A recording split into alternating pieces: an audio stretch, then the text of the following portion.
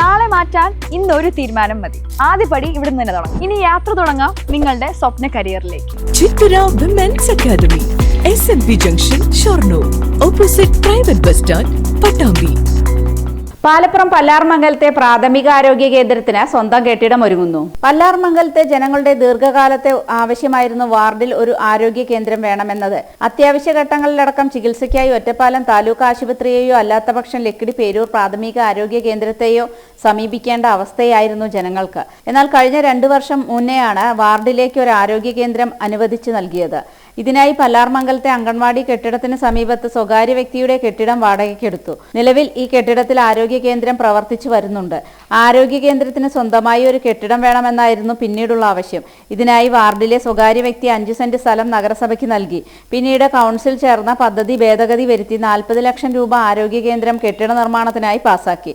ആ ഭാഗങ്ങളിലെ പഞ്ചായത്തും അതുപോലെ തന്നെ മുനിസിപ്പാലിറ്റിയും അതിർത്തി പങ്കിടുന്ന ഈ ഒരു പ്രദേശം ഏകദേശം 2000-ഓളം വരുന്ന ആളുകൾക്ക് ഈ ഒരു ആരോഗ്യ കേന്ദ്രം വന്നു കഴിഞ്ഞാൽ ഒറ്റപ്പാലം താലൂക്ക് ഹോസ്പിറ്റലിനെ ആശ്രയിക്കേണ്ട ഒരവസ്ഥയിൽ നിന്ന് നമ്മുടെ അവിടെ തന്നെ എല്ലാ എക്യുപ്മെന്റ്സും ഉള്ള ഒരു ആരോഗ്യ കേന്ദ്രത്തിൽ വന്ന് ഓട്ടോറിക്ഷക്കാശോ അല്ലെങ്കിൽ തന്നെ ബസ് പിടിച്ചു പോകുന്ന പ്രായമായ ആളുകൾ, വയോജനങ്ങൾക്ക് ബുദ്ധിമുട്ടുകൾ കുറേ അവസാനിപ്പിക്കാൻ പറ്റും. അതിനുവേണ്ടി എനിക്ക് മുൻകൈ എടുക്കാൻ കഴിഞ്ഞാൽ ഞാൻ എന്നും സംതൃപ്തനാണ്. അതുപോലെ തന്നെ ആ ഭാഗത്തുള്ള പല ആളുകളും ഈ ഒരു ആരോഗ്യ കേന്ദ്രം വരുന്നതിന് വേണ്ടി അഹോരാത്രം പ്രവർത്തിച്ചിട്ടുണ്ട്. അതിലെന്നും അവരോട് എനിക്ക് ആത്മാർത്ഥമുണ്ട്. ഞാൻ കൗൺസിലറായിരിക്കുന്ന ഈ സമയത്ത് എന്നെ എല്ലാ വിധത്തിലും ഇതുപോലെ വികസനത്തിൽ ഒരു കാരണവശാലും വെള്ളം ചേർക്കാതെ എല്ലാ കാര്യങ്ങൾക്കും കൂടെ നിന്ന എല്ലാ നാട്ടുകാർക്കും എനിക്ക് അതിന് നന്ദി പറയാനുണ്ട്. കൂടാതെ ഒറ്റപ്പാല MLA അഡ്വക്കേറ്റ് K പ്രേംകുമാറിന്റെ വികസന ഫണ്ടിൽ നിന്നും 20 ലക്ഷം രൂപയും അനുവദിച്ചിരുന്നു. 60 ലക്ഷം രൂപ വിനിയോഗിച്ചുകൊണ്ടുള്ള കെട്ടിടത്തിന്റെ നിർമ്മാണോദ്ഘാടനം ഉടനെ നടക്കും. ഇതിന്റെ നിർമ്മാണ പ്രവൃത്തികൾ വേഗത്തിൽ പൂർത്തീകരിക്കാൻ കഴിയുമെന്നും വാർഡ് കൗൺസിലർ ജയരാജ് പറഞ്ഞു. നിലവിലുള്ള വാടക കെട്ടിടത്തിൽ പ്രവർത്തിക്കുന്ന ആരോഗ്യ കേന്ദ്രം ഒരു പുതിയ കെട്ടിടത്തിലേക്ക് മാറ്റുന്നതിന് വേണ്ടി പല്ലാർമംഗലത്തെ അതുമായി സംബന്ധിച്ച് ജനങ്ങളിൽ ചർച്ച വരികയുണ്ടായി.